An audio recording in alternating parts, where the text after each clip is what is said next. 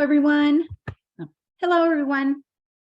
I'm Jenny Parks. I'm the VP of Policy and Research at the Midwestern Higher Education Compact, and I'm so excited to be here with you today. This is the beginning of a great voyage for all of us into the wonderful world of professional licensure, compliance, and disclosure. So I really am glad you're here. As you know, this has been targeted for institutional leadership. So for those of you who are in a leadership role, I really appreciate you taking the time to delve into the weeds a little bit with us and understand this really, really important issue. I just wanted to make sure that we are all on the same page about how we're going to do this. First of all, the presentation is going to be recorded and posted to the MEC website, as they always are, and so you will have access to it afterwards. We will have closed captioning, of course. All of these resources and more are on the MEC website, so we encourage you to visit there often and to see all of the latest updates. You can also reach out to us and ask us any questions as well.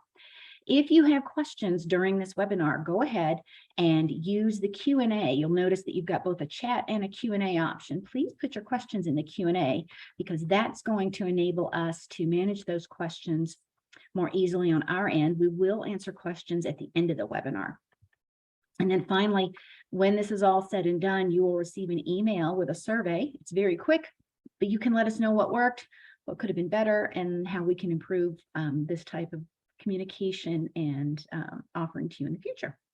So once again, welcome. Like I said, I'm here today as the Vice President of Policy and Research, but you also notice that Emily Jacobson, the Director of the Midwestern-State Authorization Reciprocity Agreement, is here as well.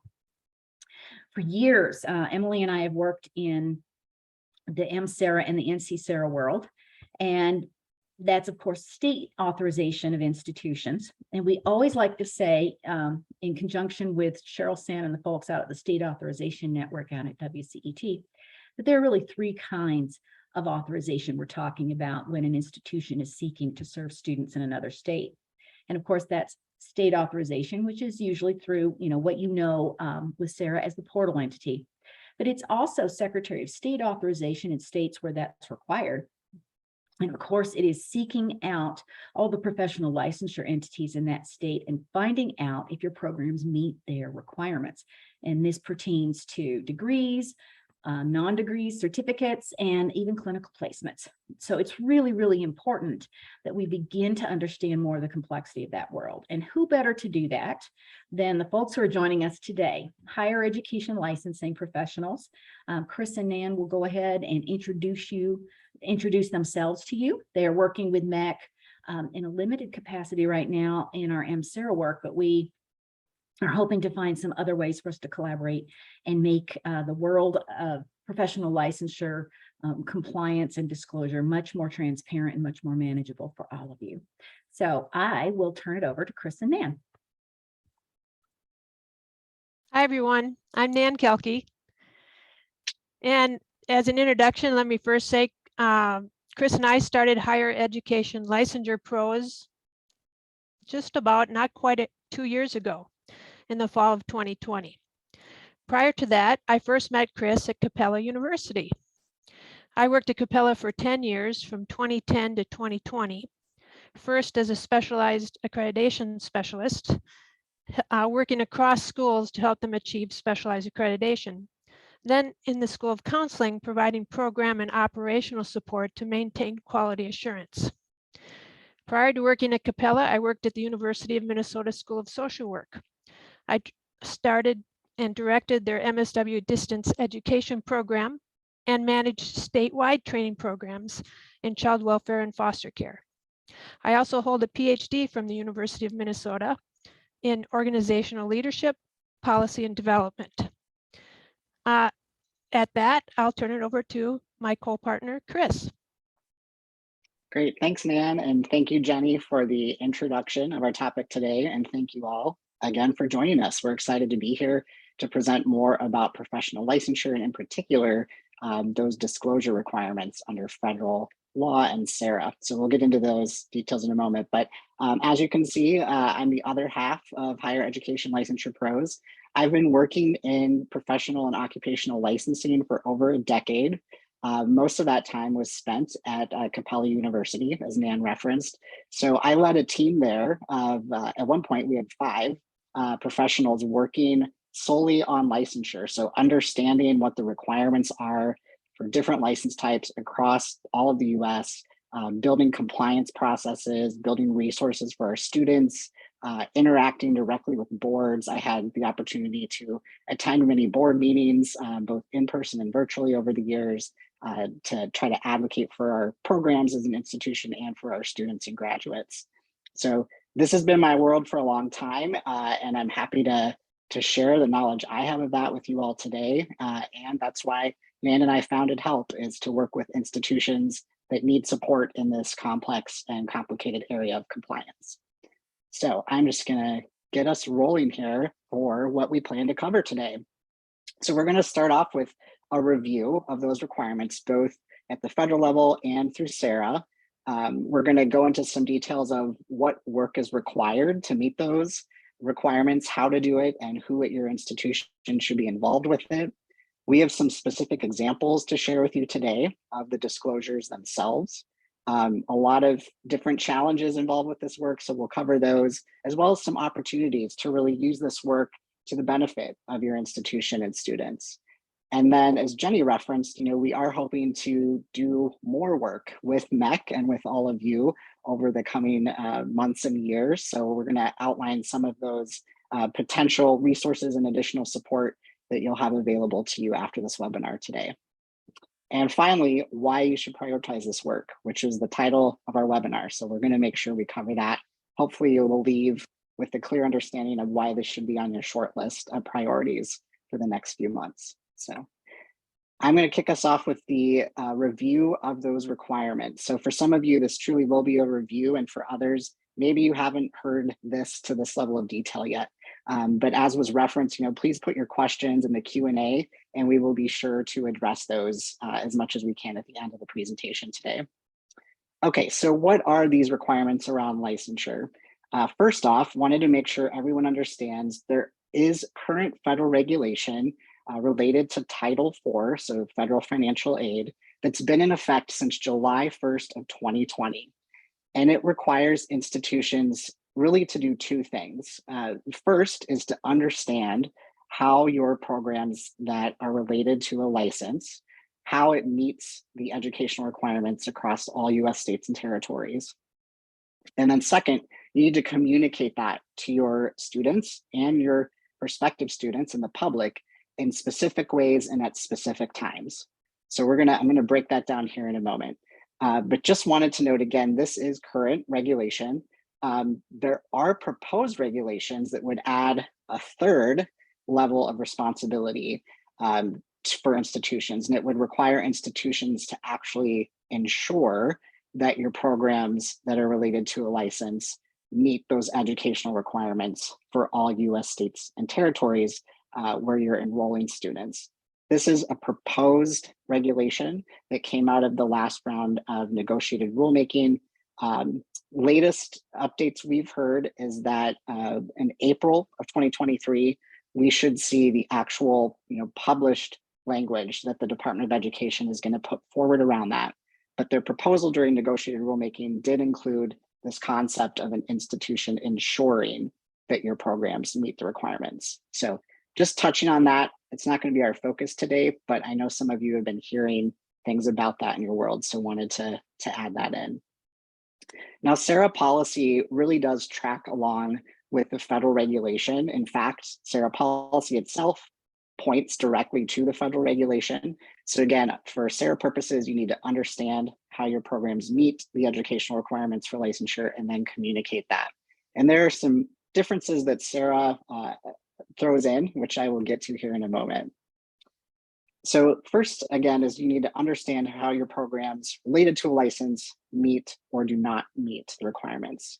So the first question we sometimes get is, how do I know if it's a licensure program or not? Things to consider is, how was that program designed? When your faculty or your subject matter experts were building the program, was one of the outcomes that it would actually lead to some sort of license? If so, then it's a licensure program. Another factor to consider is, are you advertising it or marketing it to lead to some sort of license? If so, then yes, it's considered a licensure program under federal requirements. So understand how that licensure program meets in each US state and territory. So this does apply to all modes of delivery under the current federal regulation. So this is not something exclusive to distance programs or online programs. It applies equally to all programs for every institution that's participating in Title IV. Keep that in mind. I think sometimes people make the mistake of thinking, it only applies to distance programs, but it doesn't. It applies equally to all. Some of those differences between the federal regulation and SARA that I just referenced include SARA policy does include statements that an institution needs to make all reasonable efforts to determine if their programs meet those educational requirements in every US state and territory. And if after all reasonable efforts, you can't make a determination, then you can include that in your disclosure. So the disclosure statement would read, we've not been able to determine if our program meets the educational requirements in state X. And then you have to provide the contact information for that particular state licensing board or agency and advise the student that they need to determine if it meets it or not. So we're getting real in the weeds here, but I just wanted to include that because it is an important distinction between SARA policy and the federal requirements. All right, I'm gonna shift over then to the second major component. You need to communicate this, right? So how and when and who do you need to communicate this to? So licensure disclosures, as they're called, they need to be made both publicly, which is generally going to be on your website somewhere, and then directly to prospective students and students at key times that are outlined in the regulation itself. So the public disclosures, again, it needs to be made for all US states and territories. It doesn't matter where you're enrolling students from, or again, it doesn't matter if it's just a physical campus traditional program where you've got everybody coming to your campus to do it. You still need to be making disclosures for all US states and territories. And there are 59 of those that are outlined in the federal regulation. For the direct disclosures, these are connected to where that prospective student or current student is actually located. And so student location is obviously key here. And student location is something that can be defined by each institution. So as an institution, you should have a policy that defines student location. For these purposes, for licensure disclosures, it may reflect your student location policies for other purposes as well. But for sure, for licensure disclosures, you need to have a published student location policy. And I'll give you some examples of those here in a moment. But for the individual direct disclosures, they do need to be made to a prospective student before they actually enroll in your program. And again, enroll is not clearly defined by the federal regulation, so there could be some differences from institution to institution. But we do know the expectation from Department of Ed is that it's the disclosure is made prior to a financial commitment to your institution. So wherever that looks like within your own enrollment process or application process, you should keep that in mind, that you need to have that direct disclosure going out to that prospective student, customized to where they're located based on your student location policy before they actually enroll in a program. And then another time that you need to make a direct disclosure is to your current students. If there's a change and something about your program no longer meets educational requirements for licensure in a given state or territory, you do have an obligation to notify your current students within 14 calendar days of the institution learning about that change or realizing that change. So as an example, a state could change its requirements for licensure. This does happen from time to time. And so your program may no longer meet those new requirements, and you would need to notify your current students of that. Also, you could change your program. We know that curriculum is being updated for various reasons, for various institutions from time to time. So if you change your program, it may lead to you no longer meeting educational requirements in a certain state or territory. So important to keep both of those in mind. Changes outside of your control as an institution, but also changes that you're making within the institution itself could impact these direct disclosures. Okay, I just have a few things on this slide here about policy considerations. So I already mentioned that you do need to have a clearly defined student location policy, and it must be applied consistently to all your students. There's a number of things you'll want to ensure are part of this policy. How are you going to handle changes when a student notifies you that their address or location has changed? How often are you going to proactively ask your students, if they've had a change in location? So there are a number of things you'll want to keep in mind with that. In addition to the student location policy, it's also a great idea to have policy in place around licensure disclosures themselves. So how often are you going to be reviewing those public disclosures that are up on your website? Is it annually? Do you have some other interval? If you can, it's wise to be very specific with when you're going to update those or review those. So, September of every year or January of every year, whatever that is, because this will impact that 14 calendar day direct disclosure that I just referenced before. So if you're becoming aware of a change as you're doing this annual or some other interval review, keep in mind that you'll have a 14 calendar day clock that starts ticking once the institution knows that something's changed in a particular state or territory. Something else to keep in mind around that review policy and process is building in time for your subject matter experts to compare your program. And we're going to get into some more detail here in a moment about the actual work involved with this and who needs to be involved. But just something to keep in mind with your policy itself, making sure that you've got ample time built in for everyone involved at your institution in this work to have a chance to do the review. All right, I think I'm going to move on then to some location policy examples. So again, your student location policy is key, and in particular for those direct disclosures that are required. And I've got a couple of samples up here. These are actual student location policies that have been put into place and published by two different institutions. So the first is from St. Mary's University of Minnesota, and you'll see that they are connecting student location to the permanent mailing address of that student in their official student record. And that's applying equally to all St. Mary's students. Again, that's a key component of your policy itself. It needs to be something that you're applying equally to students within all programs and all modalities of programs. They've also defined time of enrollment. So this is being very clear, St. Mary's is being very clear about when they're considering that prospective student to actually have moved into enrollment. So again, this is being applied to their disclosures as far as those direct disclosures. UW-Madison, so University of Wisconsin-Madison, on the other hand, is taking a very different approach to student location. So you'll see here that Madison is defining location as the place where someone is likely to find the student, where the student puts their head down at night. So essentially, that physical address where the student is going to be for that term of courses, right? Which for many students may not be their permanent mailing address. It would more likely be somewhere near campus or on campus at UW-Madison. So two very different location policies, both meet the standards under federal law, and as long as they're being applied consistently for all students, and that the institutions are actually using these policies as they're implementing their direct disclosures, then both are permissible under current federal law.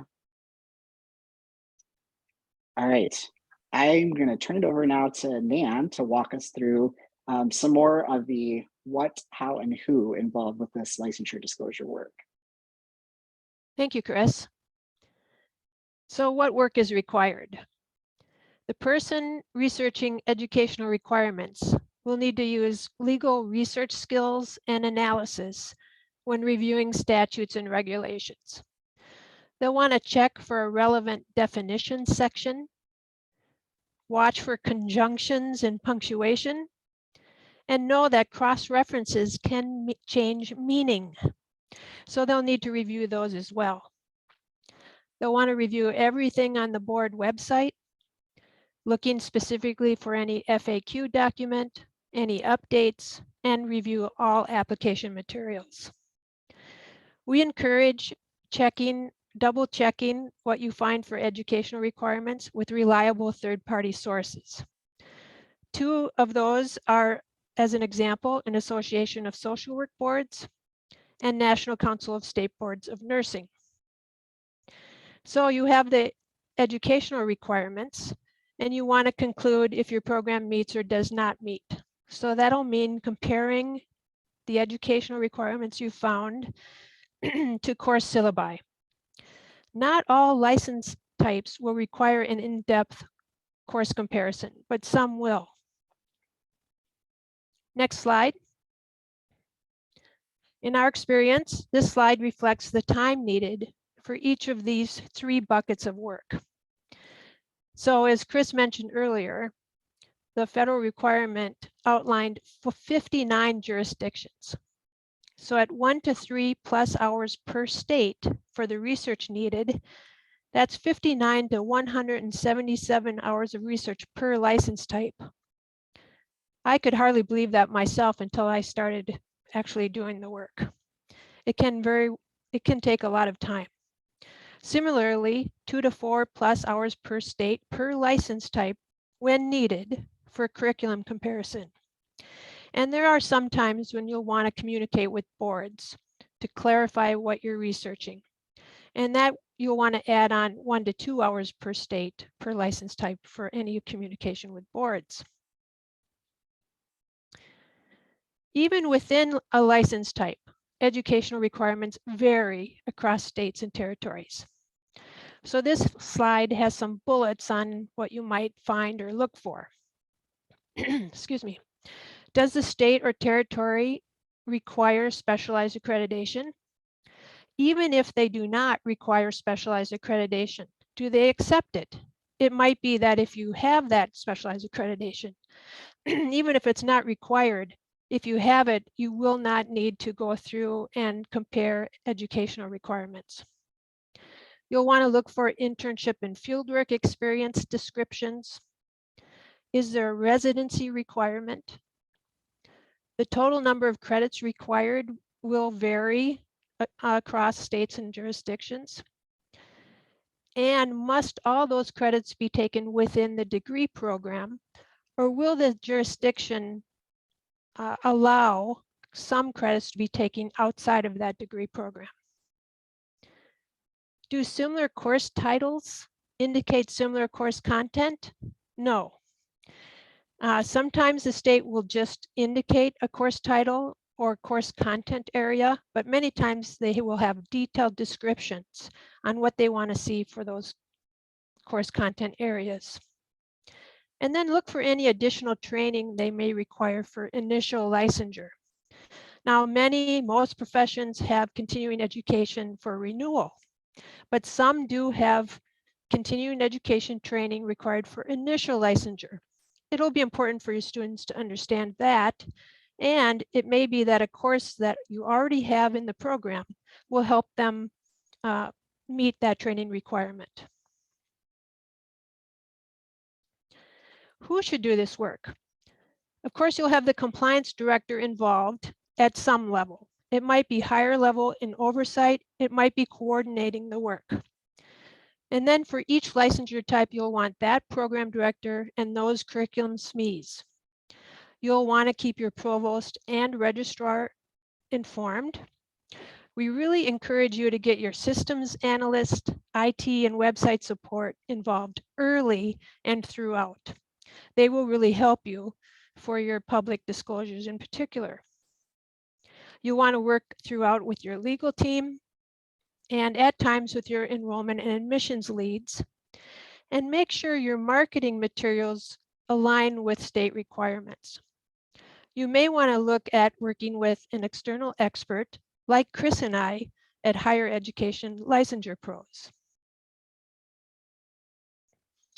Now we have some examples of public disclosures from actual public disclosures from institutions.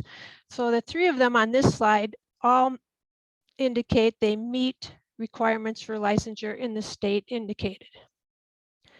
University of Kentucky Master of Architecture program meets licensure as an architect in Minnesota.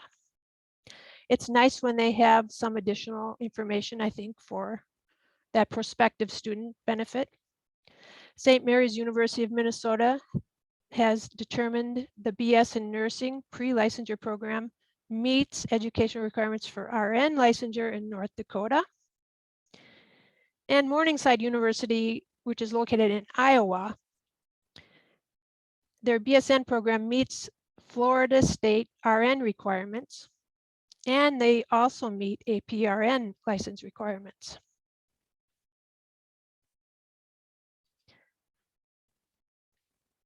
These three examples, there's added examples, some of them are do not meet. So first, the University of Kentucky Counseling Psychology Master of Science degree program does not meet requirements for licensure as there is no master's level psychology license. St. Mary's MSW program meets educational requirements for the initial license, but may not meet for the higher level license. And Morningside meets for RN requirements in Louisiana, not for online and undetermined for APRN.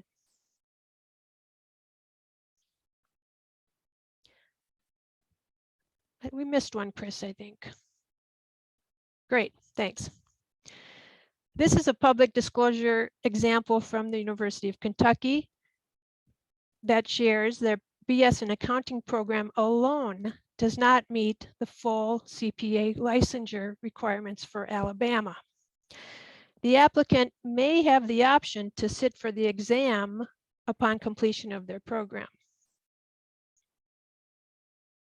So that's an interesting way to word. Does not meet in some respect, in every respect, but may meet to sit for the exam. Here, St. Mary's, a very similar example to what was shown on a previous slide, meets educational requirements for initial licensure, but the student will need additional courses for the higher clinical level licensure.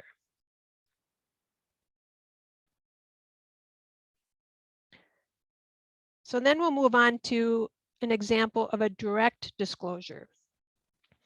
This is a pretty basic disclosure for a prospective student. It starts with the determination. In this case, the MSW program meets the educational requirements for fill in your state name, for those states that do.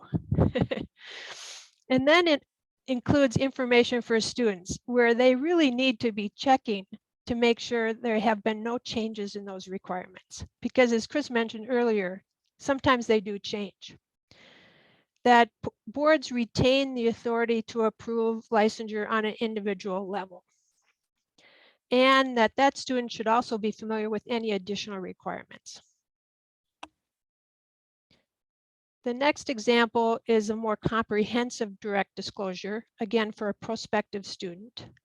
In this case, the MSW program again meets the educational requirements for licensure in Maine. It also lets that person, prospective student, know there are 5 levels of licensure in Maine.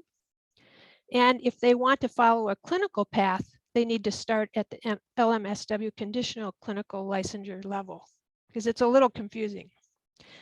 Again, a note that they should be responsible themselves for checking to make sure there have been no changes. And so they know what all the requirements are. That they will be assessed a license fee. And then this is a listing of the current requirements. And the last bullet there goes into specific coursework they'll need to take. And in this case, Maine has 2 options. After the first 2, they have 2 options for the students. In the last slide, this Maine does have additional training requirements for initial licensure. So in this case, this program included what coursework elective courses a student might take who lives or wants to work in Maine and apply for that license to complete or go or get content toward meeting that additional training. And I think that's it for me, Chris. And I'm going to turn it back to you for a review of challenges and opportunities. Great, thanks, Nan. In case it wasn't evident yet in all those examples, there are several challenges related to this work, including differences across states and territories for each license type. So we showed you some specific examples for social work and accounting and other professions. There are going to be differences in the courses required, even for professions that are aligned to some sort of specialized accreditor or national organization. So, you know, for social work, generally it's aligned with the Council for Social Work Education, CSWE. That's a key requirement and component. All social work degrees at the graduate level need that really, and to be eligible for license. But on top of that, you've got states that throw in their own unique educational requirements like we saw from Maine there. So those differences really do matter. And that is the research work that needs to be done, is digging in and finding what those differences are, what the unique requirements are for each state and territory. Another challenge with this work is really how your graduates operate in the real world of licensing versus the federal regulations mandate and requirement at this point in time. So what I mean by that is a lot of your graduates will earn a license for one or more states right after they graduate, start practicing, and then they may want to be licensed elsewhere. They're going to physically move, or they're going to practice across state lines, whatever it is. They're probably going to be using some sort of reciprocity pathway to licensure, which could be based on a compact agreement. So we've seen these created across the past few decades for many different types of professions. I think some of the better known are around the medical and helping professions like nursing and mental health counseling and those types of things. But these licensing compacts are essentially agreements between states, or agreements that states choose to sign on to, where they will recognize a license issued by another state, and it allows a professional to then practice in their own state. And it's not always one-for-one exchange. There are additional requirements sometimes, or they have to have a certain number of years of experience, like 3 years, for example, of experience before they could qualify under that compact reciprocity agreement. But my point is that there are mechanisms for licensed professionals to kind of more freely move amongst states and still be able to be licensed and work in the profession without having to meet those detailed educational requirements that are first needed after graduating for that first initial license. So the federal regulation does require institutions, again, to understand how the program meets or does not meet all of those detailed educational requirements for all US states and territories. And it doesn't matter where your students are located. Again, for public disclosures, it's equally for all 59 US states and territories. You need to know that information. So it's not enough for an institution to rely on the fact that, well, if our graduates get licensed in our state first, in practice, we know that they can get licensed elsewhere in the future. That doesn't cut it for disclosure purposes. It's really down to that, what's it take to get licensed right after you graduate type of situation. Another big challenge with this work is just unclear regulation. So even within the federal Title IV regulation itself, there are terms that are not specifically defined, and it's again left up to institutions to develop their own, for example, on that location policy. And even under SARA policy, there are some things that have not been fully specified or defined by SARA. So what does all reasonable efforts mean under SARA policy? Like, what does an institution actually need to be doing to be making all reasonable efforts to determine how their programs meet those educational requirements? So a lot of challenges within this work with just unclear regulations and undefined terms.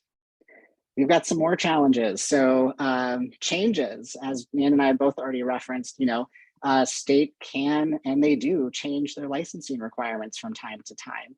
And so keeping up with those changes as you are doing that annual review or whatever cadence you put into place for your review, it could be a lot to keep up with. And then also changes to your own program curriculum, as I referenced before. So ensuring that your processes around this work take into full account changes that are made both within your institution and then outside of it from the licensing boards themselves.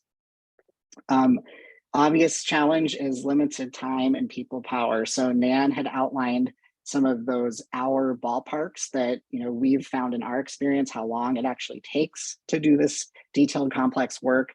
So, if you put all that together, we're talking 70 to 400 plus hours for each one of your licensure programs to do that research and curriculum comparison and communicating with state boards if needed. We've found in working with institutions over the past couple of years that many that offer any licensing programs, they're going to have 10 or more, right? There are very few institutions that just have 1 or 2 licensing programs.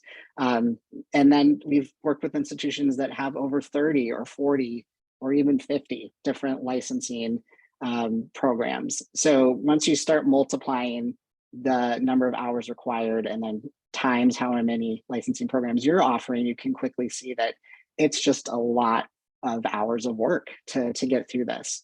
Another complicating factor is, there is expertise needed in this work, and you don't have to be an attorney in order to read statutes and regulations. I know many of you on the line here are not attorneys and you do this every day, but you do need to have some expertise, some knowledge in how to do that work, because many of the educational requirements are found in state statute and regulation or rule.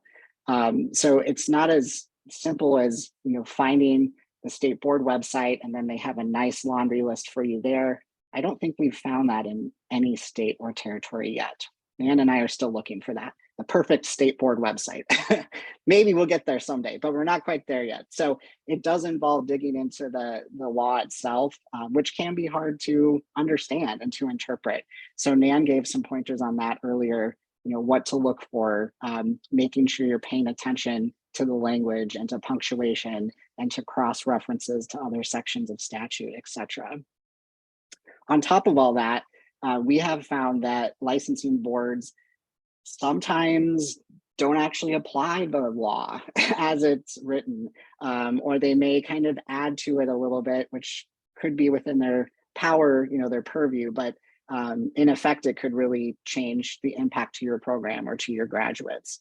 So that's another complicating factor, is just understanding how to interpret those differences that you might see with the board application form versus what's in the regulation, and what to look for to know if it's going to cause an issue for your program or your graduates.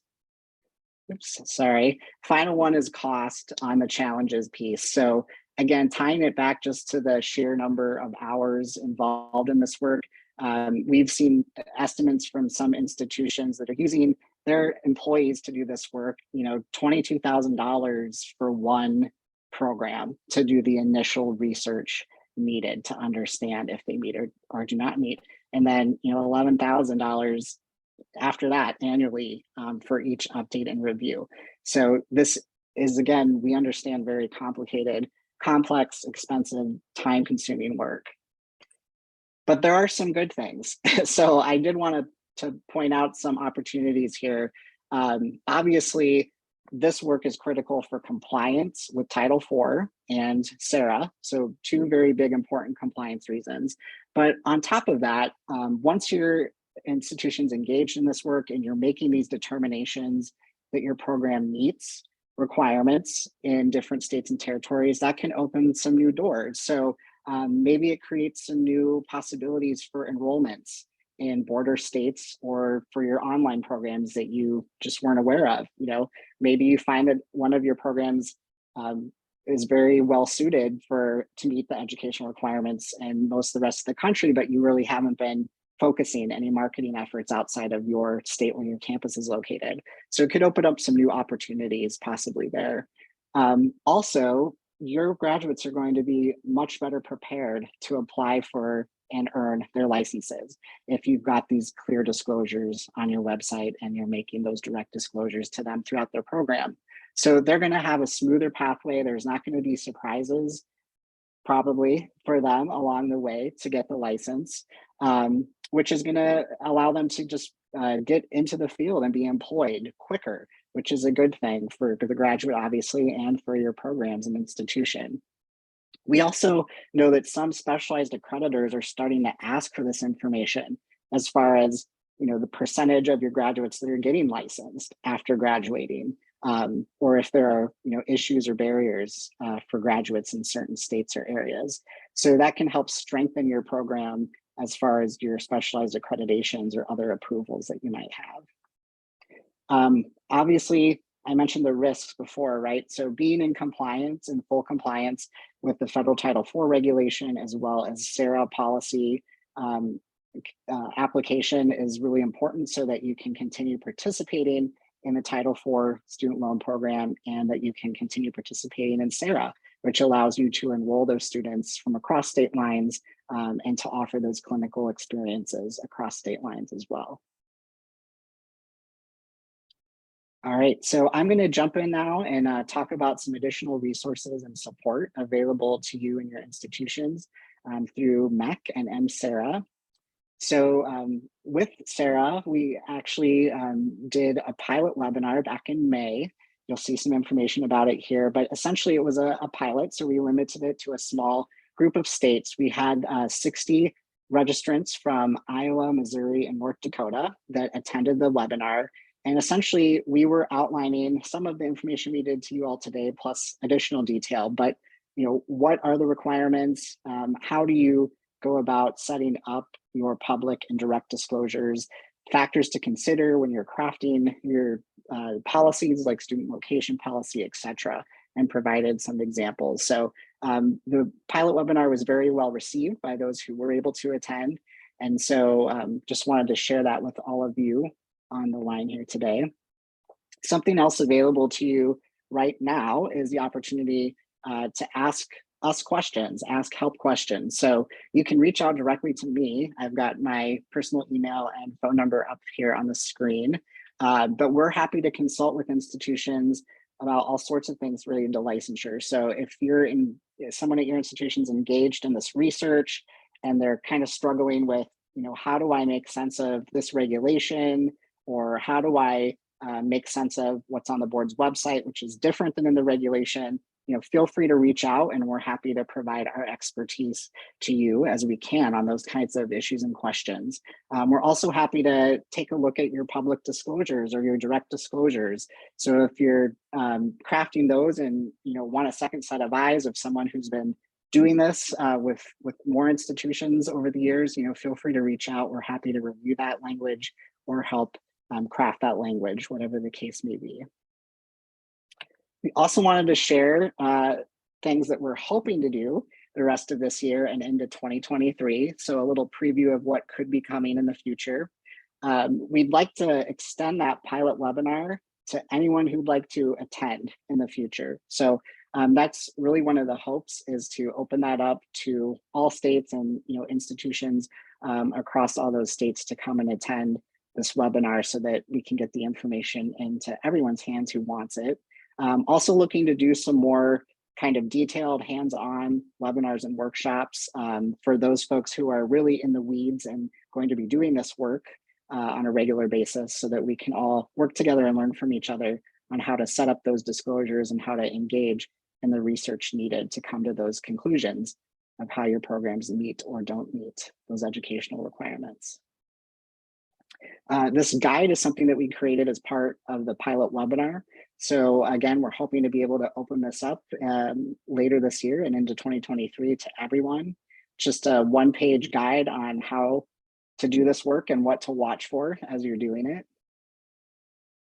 And then finally, we're hoping to launch a board directory. So the idea here is to provide contact information for over 40 different licensed professions, and this would cover all 59 US states and territories. So as you may recall, board contact information does need to be provided under SARA policy in the event that you cannot determine if your programs meet or do not meet. As an aside, best practice is to include board contact information everywhere in your public disclosures, or at least in your direct disclosures, so that your students know how to contact the right board. But for compliance purposes, again, under SARA, it is required to disclose this information to your students if you've not determined how your program meets or does not meet. Okay, so my final thought before we take questions here: why prioritize this work? Hopefully you were able to see throughout our webinar today really how complex this work is. And it's a critical need for compliance currently. Again, federal regulation has been in effect since July 1st of 2020 in order to participate in Title IV. We do know that institutions are starting to be asked through their Title IV audits to produce their disclosures. So auditors are wanting to see what their public disclosures for licensure look like, or what those direct disclosures look like, or what their location policy is, for example, things like that. So it's becoming even more important that institutions really get your arms around this and have solid processes in place for how to tackle this work on an ongoing, sustaining basis. And then finally, I referenced at the start, there is a move by Department of Ed to actually increase the institution's responsibility around licensure. So if the proposed regulations move forward in some fashion, as they were through that final bit of negotiated rulemaking, it is likely that institutions will need to do more than just disclose how your programs meet or don't meet requirements. You will have to make some kind of affirmative assurance or some sort of affirmative designation that your program meets educational requirements for licensure in order to offer it to students under Title IV. So obviously that is of critical importance as you're thinking about your enrollments in the future, and if you will be allowed to continue to enroll students who are utilizing Title IV. So there's no better time than the present to get started with this work if your institution really hasn't dug in yet, or if you just have your toe in the water. It's time to really jump right in a full cannonball and get this stuff sorted out, because time is of the essence, and I think we'll be seeing even more around licensure coming in the very near future. All right, we do have time for questions here. I think Jenny was going to help us out with asking those. Yep, I'm right here. Thank you, Nan and Chris. You laid it out very nicely. I appreciate it, and but you'll appreciate that there are still many questions. Now, some of these I think you will have touched upon during your presentation, but it never hurts for us to go back and review them. So, first of all, do these regulations apply only to 4-credit programs? That's a great question. So I don't know if I can answer that directly. Someone else may know on the line more than me, but I will say that it applies to any program that you're utilizing Title IV, or that I should say your students are utilizing Title IV funds for. So again, it doesn't matter what type of program or what it is, but if it's something that they're accessing Title IV funds to enroll in, then yes, it does apply. Great, thank you. Another question, and I know you presented several of these. Can you please share with us an example of a student location policy? And if you just can remind them, I know there was one from UW-Madison, if you can just remind them what those were. Yeah, definitely. And I think you all will have access to the slide deck afterwards too, so you can see them in writing. But yes, so we saw from St. Mary's University of Minnesota that they are connecting student location to the permanent address of the student. So practically that could mean, they have students located all over the country, even if most of them are coming to Minnesota for the program, because they're using the permanent address of the student. And for UW-Madison, they were using the temporary mailing address, excuse me, or where that student is going to be, laying their head at night, where they're going to be located when they're taking classes. So in that instance, if it's a traditional kind of undergraduate program, most are going to be located in Madison on the campus somewhere nearby. So again, both are completely valid policies and both are perfectly acceptable under current Title IV federal regulation. Thank you. I don't know if Nan, please jump in on some of these as well. And again, I think you did touch upon this, but someone is asking, how do you know when the state changes its requirements? Yep, I'll jump in on that one. Chris can take a sip of water. There are some state board websites where you can sign up to get alerts when there are any changes, but there are not many of those. In most cases, you have to go back and look. And I think we had another question further along that, doesn't that take just as much time? It really does.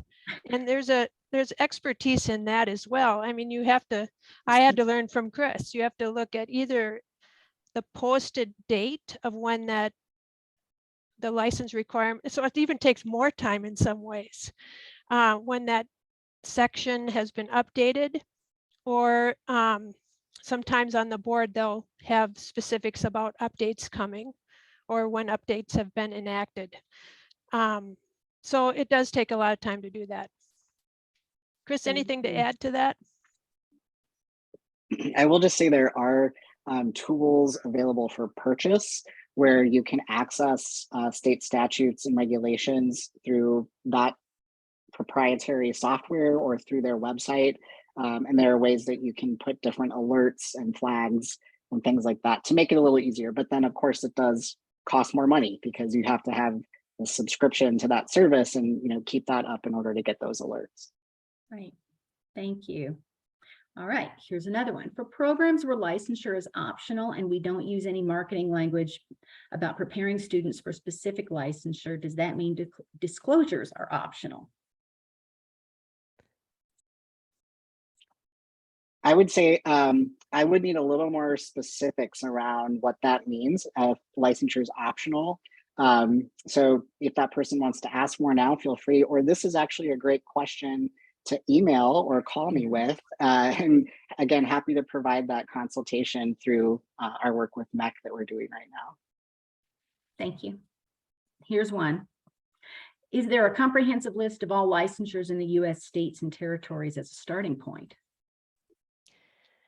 Yeah, I'll take that one. So we're hoping to offer that as a resource, and it's probably not 100% comprehensive, but I gotta say, it's gotta be more comprehensive than anything already out there. There are associations that have lists for the license types that they have an umbrella over, and the Department of Ed has some, but none are comprehensive that I'm aware of. All right, thank you. We are going to be working on that, folks. All right, here's one. The Department of Education regulations about disclosures is for all programs, regardless of modality. That allows us to state, quote, don't know for many states, which is good because we don't have students coming to us from all those states and territories for our nursing or educator prep programs. The SARA requirement goes further, requiring that we make an effort to find out for all areas. Is that SARA rule for online programs only, or all programs we offer that lead to state licensure?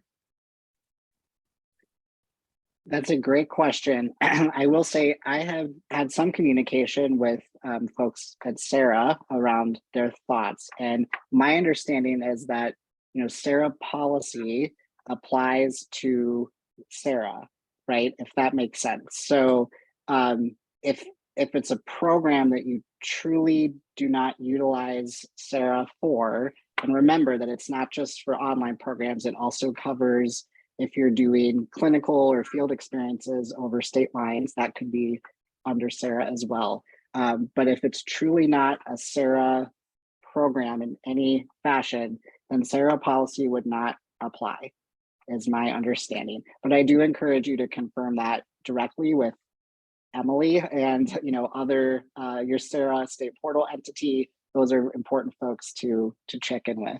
I did just want to note for that person's first part of their question or comment, it is true that under the federal Title IV regulation, schools can indicate not determined. So you can indicate our program meets the educational requirement, it does not meet, or we've not determined. But I have heard that the folks involved in crafting that language, so the people involved in that negotiated rulemaking years ago, all of their understanding was that not determined is not kind of a forever thing, right? The intent is that not determined is what helps schools comply on July 1st of 2020, when this was first going into effect, and it gives them time to engage in this labor-intensive research work that's required in order to understand if you meet or do not meet. So I would just caution folks not to feel like you can forever rely on not determined. I think it is important that you start creating a plan for how you're going to decide if your programs meet or does not meet. And that'll become even more critically important, again, if the Department of Ed moves forward with this proposed language that they're indicating, institutions will have to actually ensure how their programs meet educational requirements for licensure in the future, potentially. Well, I'll just add, and I'm trying to remember where I've seen this language, and maybe it hasn't, but at one point, language in one or two places spoke to prospective students. And if that prospective student is in a place where you have not yet served a student and therefore are kind of waiting on determining these things, I would think you are then not really providing the information proactively that you would need for prospective students. Yes, and certainly I think maybe this adds to your comment, Jenny, all of this was created to better serve students, right? Like that's the premise, is that every institution has more expertise about their program than a prospective student ever will. So your curriculum better than a prospective student or even your students are ever going to know it. So that's why the department and M-SARA have placed that responsibility on institutions to understand how those educational requirements are met or not. So certainly, just saying not determined forever is not going to be serving your prospective students or students well. Thank you. Okay, so here was that follow-up question about how do we do the annual checks. So I think we've addressed that, the changes. Here's another one. I most often get pushback on campus for needing to verify, quote, authorization or, quote, approval requirements set by boards, which are not covered by M-SARA and aren't directly related to disclosures about curriculum and licensure. I'm thinking about faculty state licensure requirements, clinical placement approval processes, board applications, et cetera, that would have to be met before we can offer the program in that state. I found lots of resources talking about disclosures that I can share, but I have struggled to find items that speak directly to the need to sometimes get board approvals. Do you have any recommendations for addressing this part of the approval process with skeptical stakeholders? And that's a great question as well. So I will say we haven't found anything that's comprehensive across professions that outlines requirements for when a program would need to seek some sort of approval or authorization from a state licensing board in order to, essentially have your students doing clinical work there or having your program offered online in that state, whatever the case may be. I will say that profession specific. So I know for nursing, the National Council of State Boards of Nursing, NCSBN, they have some really good information on their website around what those particulars are. So, what states do require some sort of faculty licensing for didactic courses to be taught in their state, or authorization to offer clinical experiences in their state, et cetera. I don't think they have anything on convincing your, nursing program on why it's important or how to get on board or anything like that. So, but if you're looking for, some more details, again, I think at least for nursing, there's some great resources there. But I think, I don't know, maybe Jenny or Emily or someone knows more, but I think Jenny, you were mentioning, at the start of this, some of those comments of really, it's kind of a 3-part process when you're talking about authorization. And so the third bucket, this, do you need some sort of approval or authorization from a licensing board in a state?